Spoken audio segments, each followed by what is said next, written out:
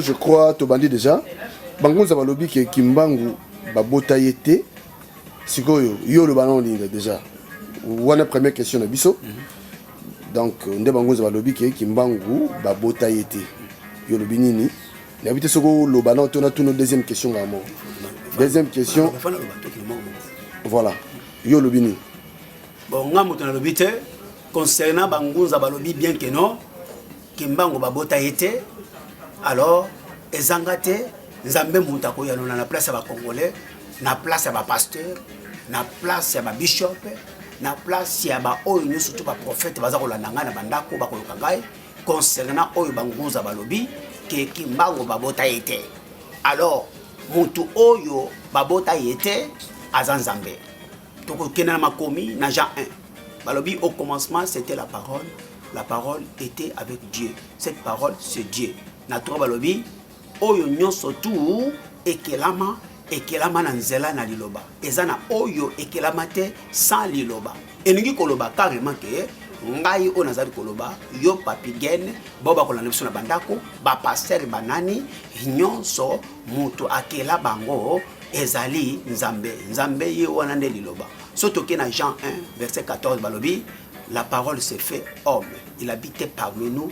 plein de grâce et de la vérité. Et nous avons tous contemplé sa gloire comme celui des fils de Dieu, unique venu de Dieu. Alors liloba wana oyo lataki nzoto yango wana nde ekomi moto Yesu Masia de Nazareth. Nalingi siko kotuna bangonza oyo baza koloba keno Kimbangu babota ete. Mutu oyo babota ete la kisike azali nzambe po nzambe mutu babota ete amibota mayemoko azali point de divinité à part lui le vivant celui qui s'est par lui-même Yohana l'éternel le Dieu tout puissant des créateurs surtout que na makomi na Matthieu 11:11 Jésus Christ de Nazareth alobi parmi tous ceux qui sont nés de la femme personne n'est plus grand que Jean-Baptiste c'est-à-dire atangi Kimbangu te atangi Moïse te atangi Élie te atangi Samuel te atangi Ndoyi nanga Daniel te abeti c'était na Jean-Baptiste alobi na ba oyo nyonso tu babotami na nzela ya mwasi ezali na mutu oyo aleki Jean-Baptiste te sali batangi Kimbangu te soki bangonza bazali koloba keno Kimbangu bota yete amibota ye moko bazana kati ya kobonga na mituni sikoyo ba pasteur oyo ya ba magicien oyo bakosaka bato na komba Kimbangu nako nandimete chatumba bishop chatumba 30 ans na ye ya lokuta zalaki na yango nenga komi mutasika est-ce akosaki bato na komba Kimbangu te Kimbangu azanzambe te Kimbangu azali serviteur ya nzambe mais azanzambe te moyo azanzambe ye wana Yesu Christ de Nazareth azalaki liloba na Jean 1 verset 1 à 3 ye wana nde azalaki liloba nde ekilimanso na verset 14 liloba wana nde mutu ekomi mutu evandi kati na biso eye na ngolu pe na sembo na ngolo bela bango keno Kimbangu azanzambe te Kimbangu akelelo ko mokote na verset 3 na Jean 1 verset 3 balobi ke tout a été créé par la parole azanzambe bongo Kimbangu mutakela ba avocat akela banzete akela biso bato Kimbangu mutabimisanga na bâtiment te Yesu Christ de Nazareth mutabimisanga na bâtiment mais siko na lobi boya sikoyo na Kimbangu na Yesu Masia sikoyo nani wakufela bato oh mais mama ya makambo Kimbangu na Yesu Christ de Nazareth po Yesu Masia tumona ete me Kimbangu to yoka tumu azala ki tumona ye ngana yo balobi bien na ndemi ke Kimbangu azali serviteur ya nzambe et déjà ba bazana kati ya kobonga nangi koyebisa bango boye ba pasteur oyo baza koteya bandimi ba congolais est-ce que bateya ka bandimi na Kongo ya Kimbangu te est-ce que baebisa bandimi kelo Kimbangu nde nzambe te est-ce que baebisa bandimi kelo nanze Kongo ya Kimbangu nde ye wana nde abota mayemo amibota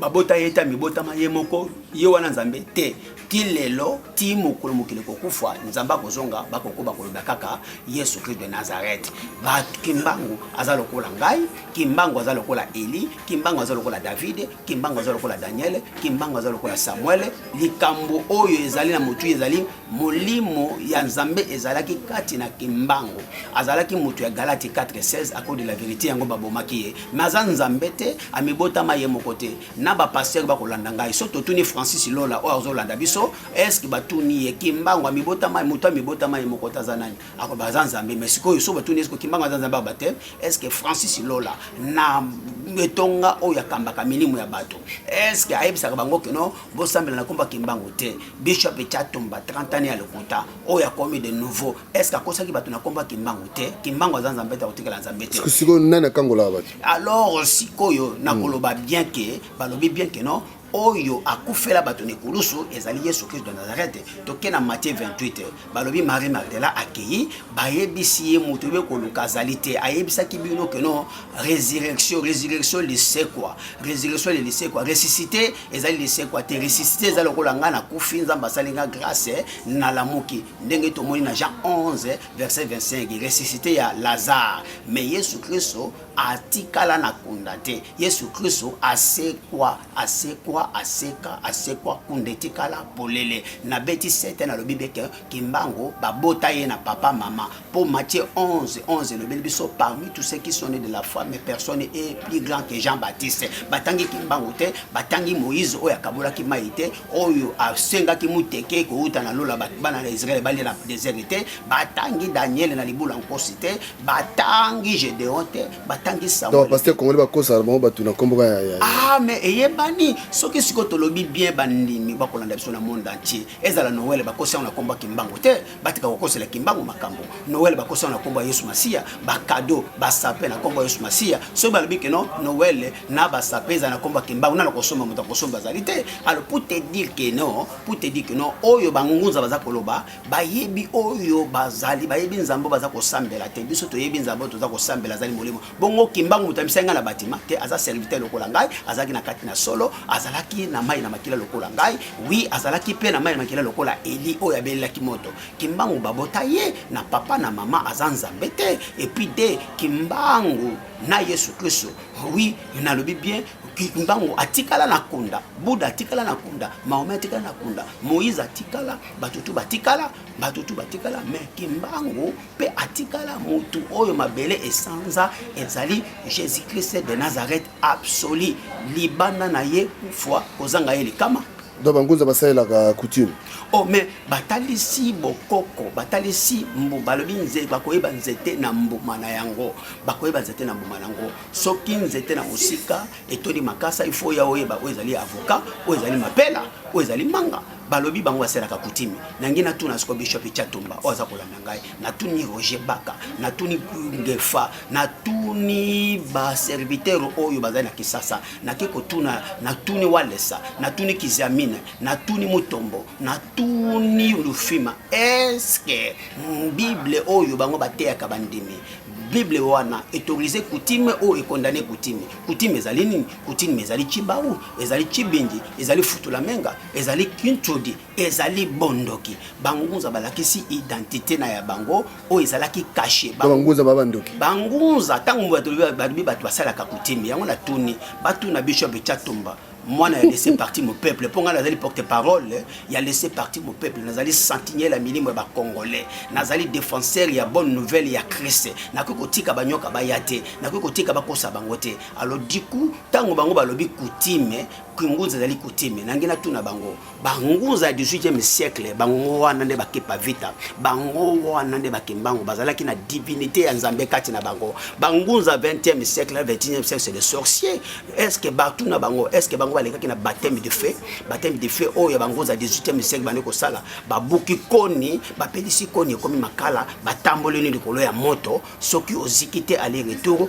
ozali ele soko lobi ai ozali appelé écarté bango za 20e siècle 20e siècle babimi lelo c'est des sorciers bango kingunza na bango ezali ya tata mama okoko atikele bondoki ba bangunza bangunza ndoki oui ngunza zali ndoki la confirmer yango tango balobi basala ka kutimi na tuni sikoyo to tuna pasteur na biso Francis Lola totu na Bishop Chatumba oyo Nicodème du Congo totu na oyo ba Denis Lese totu ni basali nyoso to wana est-ce que bango batorizaka coutume Bible autorisé coutume ou condamné coutume nzambe a condamné coutume ezali bondoki bosoloka bangunza balakisi identité na bango bayaki na liki 4 il est écrit baningi bakota na nzela liki 4 heureusement ba sentinelle tozali tokangi bango baningi baza ko dénoncer bazali ko telemela makomi makambo bele baza ko beza ya solo mais mingi za lokuta chemin na bango za nini baza ba secteur baza ba secte baningi ba planter secte na France partout na monde entier baza ko ya na sima ya makomi ya liki 4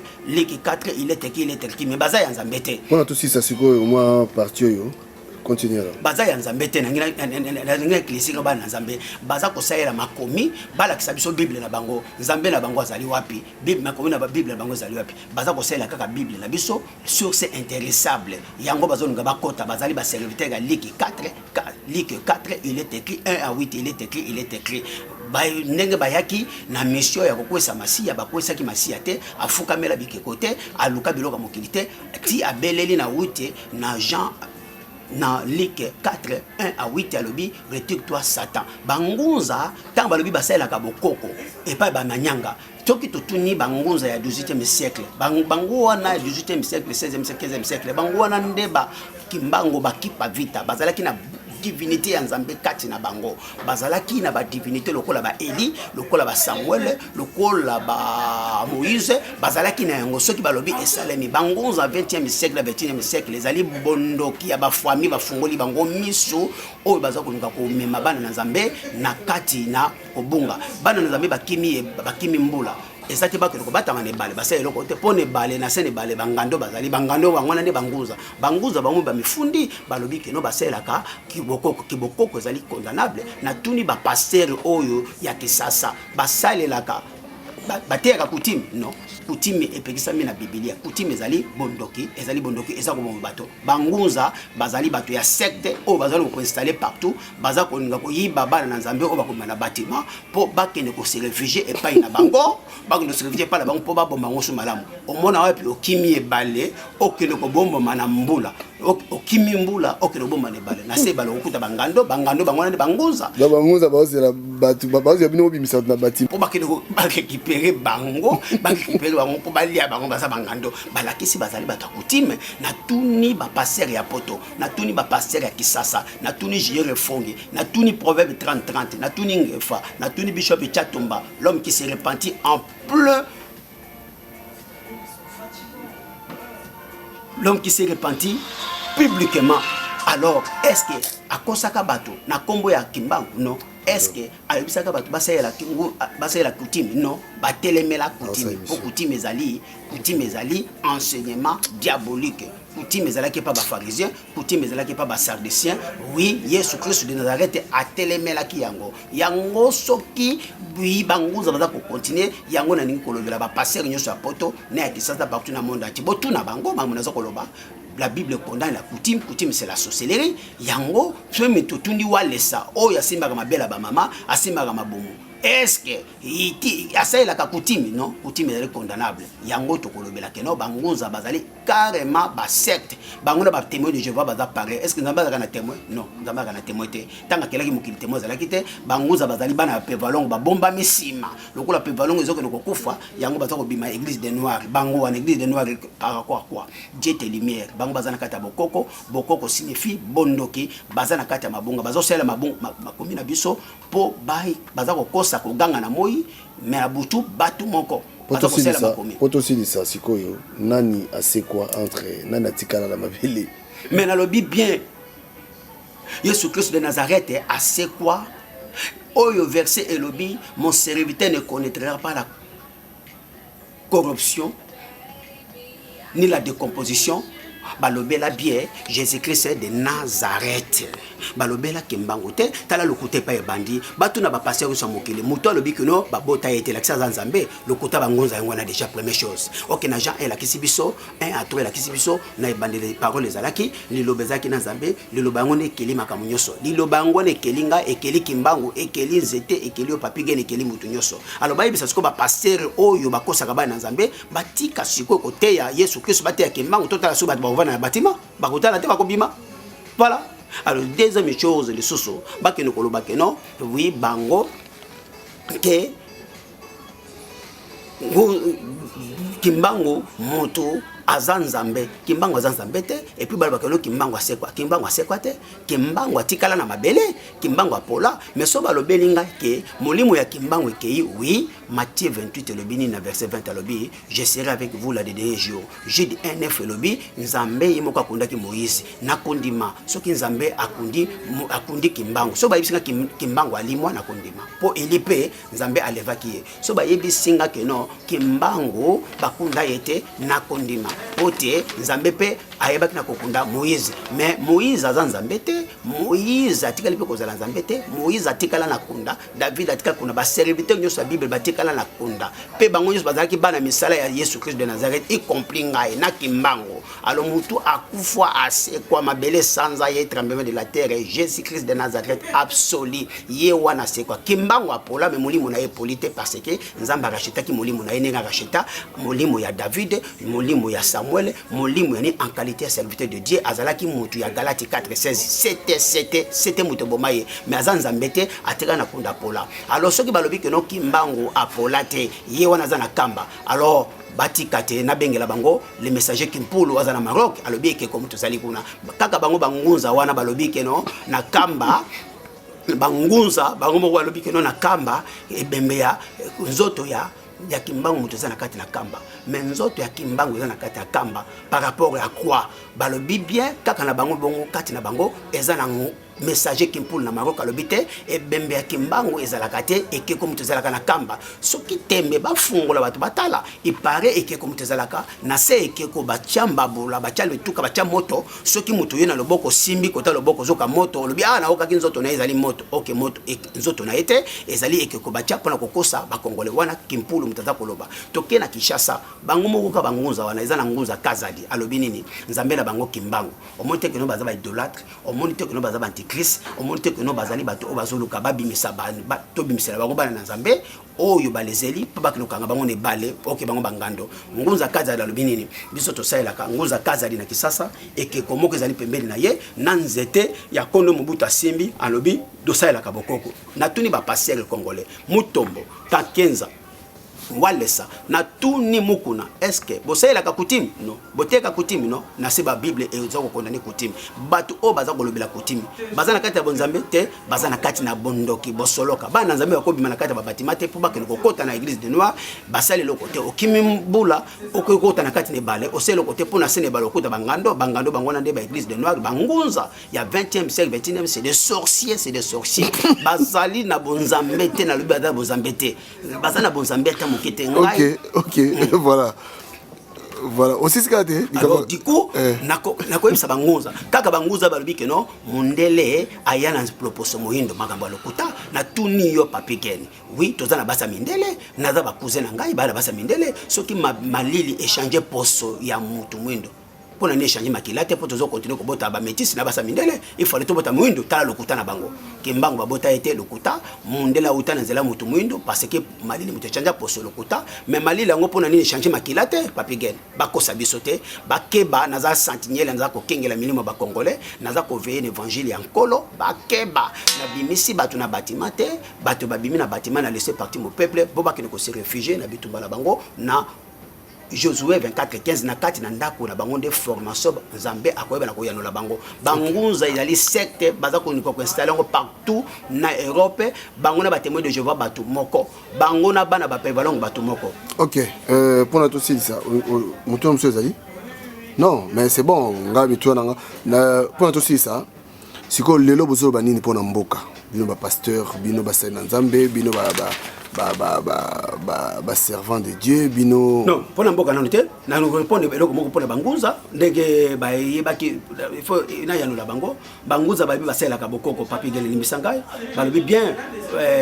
Yesu Masia na Kimbangu nani akangola kabata bah oui nyoso tout bien oui mutakangola kabata eli kombo ya Yesu Masia on Marc 16:17 lobi eza na kombo mususu te ebikisaka kombo ya Yesu Masia de Nazareth de ebikisaka kombo ya Kimbangu te soki yaki kombo ya Kimbangu ebikisaka nde ba pasteur congolais na ba bishop Chatumba na ba Francis Lola bakoba koloba siko na partir lelo na bandimi bo bana kobela kombo ya Kimbangu ekobikisama mais na lobi bien Kimbangu azali serviteur ya Nzambe atambola maki na kati na solo azalaki muta Galate 4:16 azan Nzambe te apola atikala na kunda asekwa te molimo na ye ezali racheté parce que azalaki na kati na solo ndenge nzambe arachetaki molimo ya bamoïse baserviteur kene nyonso. Alors oyo etali bangoza balobi que non mungwa barépondre ngai na acte 19 mais oui te barépondre ngai na 2 rois de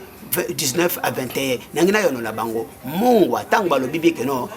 bato ya mboka wana balobi mboka na biso zali malamu mais toza mabele mai na biso zali salité mabele na biso eza ko posa mboma te mais makomi elobi boto na ba pasteur mai ya mabele la kisini ni bazaki na parole la vérité te mabele o eza ko bota mboma te soki mai ezali salité za poisonné même oloni masango est-ce que masango ekobota te mabele ngo ezali bandemi mabele ngo ezali ngai na yo na banguzo bakolanda biso tango bozana kati na bondoki bosoloka bozana kati na bonili eta maloba oyo mai ya salité ekoko pesa bino lobi côté mai ya salité zali parole nangila ko yana bango spirituellement balobi oui mungwa esalemaki na 2 rois 19 à 21 mungwa na bakoloba ezali mungwa ya chanter mungwa ya Carrefour te ezali mungwa ya molimo ezali bokolesa bato na babatima te okoboka na bandako bato te soki mungwa ya batima mungwa ya Carrefour epesa ka lobiko nde bato bakoloba ba pasteur te mungwa wana ni ngolo banini ndenge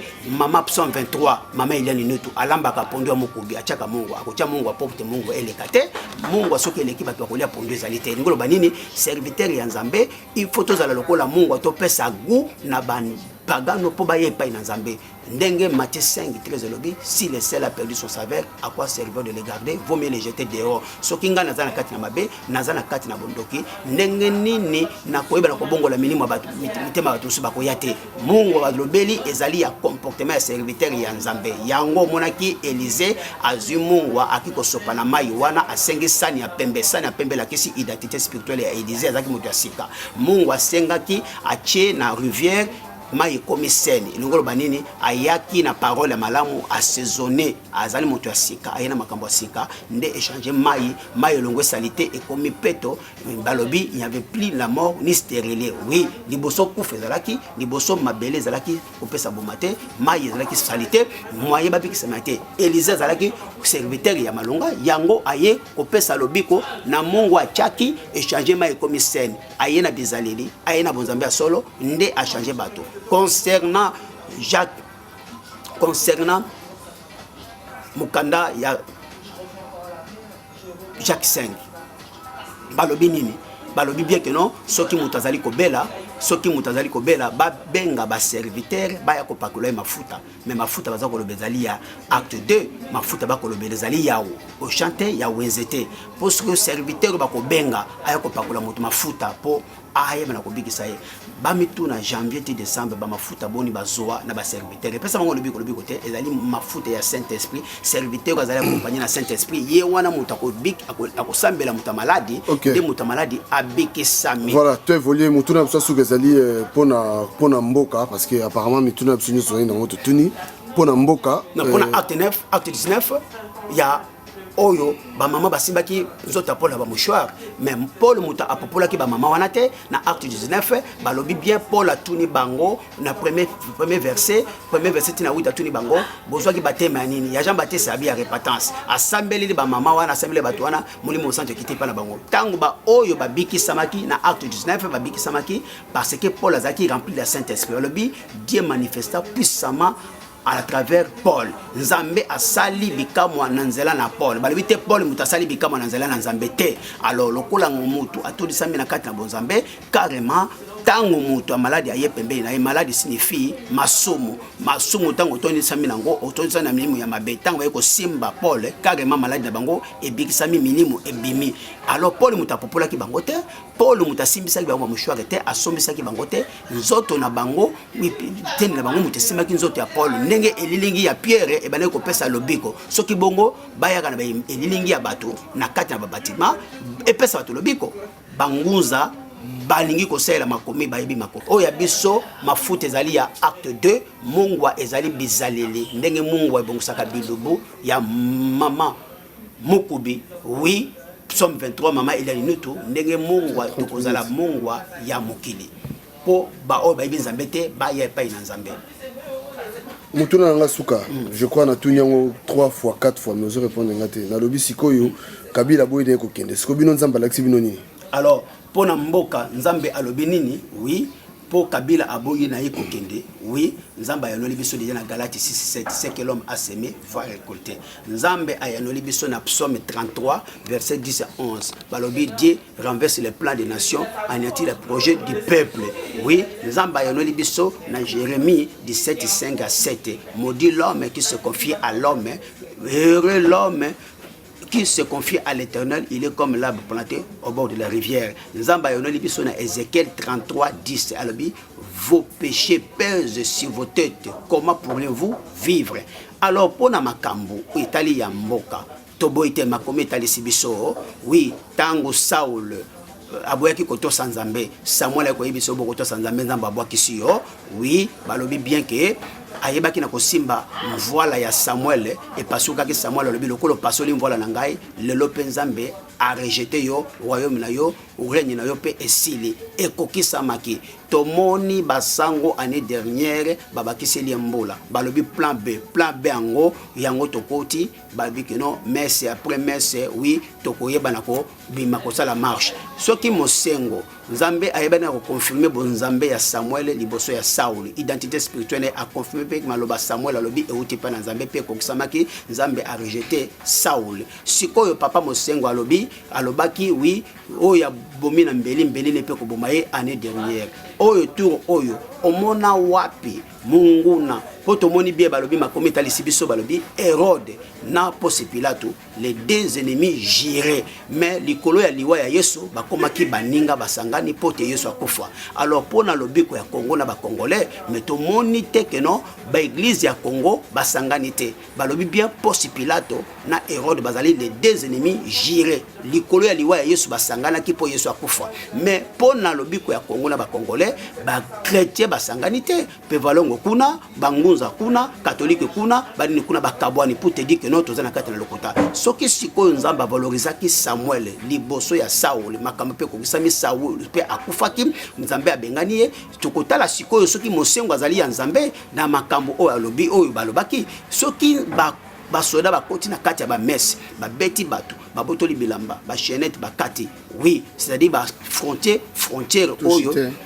bakena frontière ba dépasser ligne rouge loko ba dépasser ligne rouge et tokotala sikoyo soki Nzambe azali na Kabila ou azana Kabila te soki mosengo azalaka na sema ko Nzambe c'est-à-dire oyo Kabila basoda bakendaki elakisi Nzambe a rejeté ndenge a rejeté que Saul soki mosengo na ba serviteur nyoso na Congo bazana sema ko Nzambe te Nzambe alakisi que non oyo basoda basali elakisi que non bazalaka boya ngai te tika siko basasabino na basoda différence yango exemple yali tokopesa Saul apasolaki mvoila ya Samuel atekelaki na bokonzité akendaki alors bango pe bakoti na église catholique bakoti na église mususu et puis bayebi na kopanza bato babeti basango tokotala soki basango bazana kata solo ba prêtre bana kata solo ba passer bana kata solo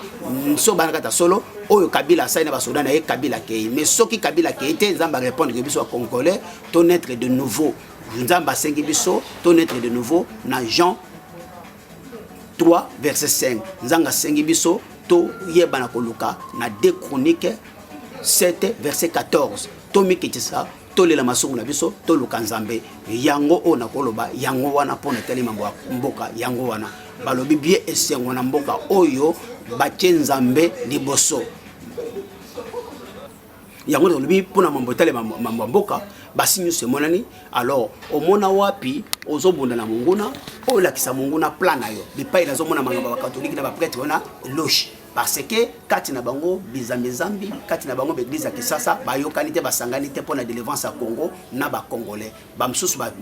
bandimi bamsusu baboyi la kisi bazali bomoko te mais batalisi biso Hérode na Pilato ba komaki baninga po na kuliwa ya Yesu. Oui, alors bango pourquoi basanganité et la question déjà que non bazana katina lokota voilà ya Samuel et pasuki Saul a tikaki bokonzité lokola ba côté l'église catholique ba côté l'église mususu Kabila na basoda na atindi ba beti basango bipa to koyeba basali ba pasteur wana na basango so bazali ya solo mosengo so bazali ya Nzambe oui Kabila akolongo na pouvoir parce que a franchir ligne rouge akiko beta basango na nini soki ba Kabila elongo na pouvoir tende to lobaki que non mbula eyindi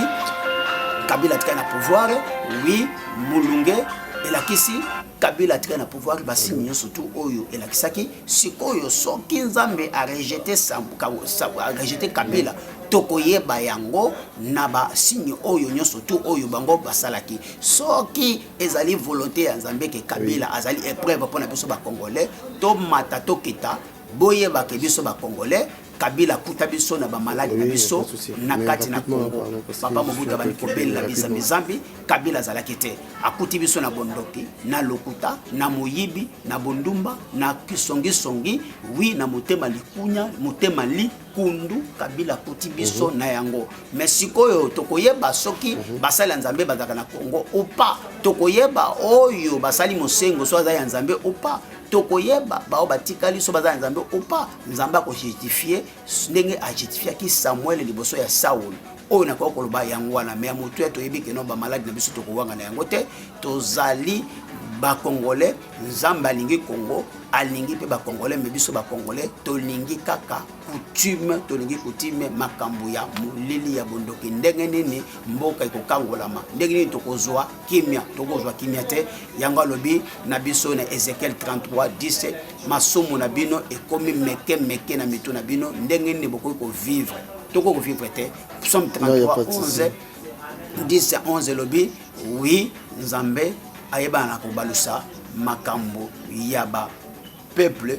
actuango na mai oui ayebaka na kokwesa oyo nyonso ali mabongisi na bango ya mabe surtout lokola tozali libanda na Nzambe wana ebe nango tozali koganga eloko moko eza kopesa mela ezali te mpona Kimbangu banguza bayeba te babota ye na papa na mama aza Nzambe te akotikala Nzambe te apola atikala na kunda Buddha Mahomet bango to bapola merci.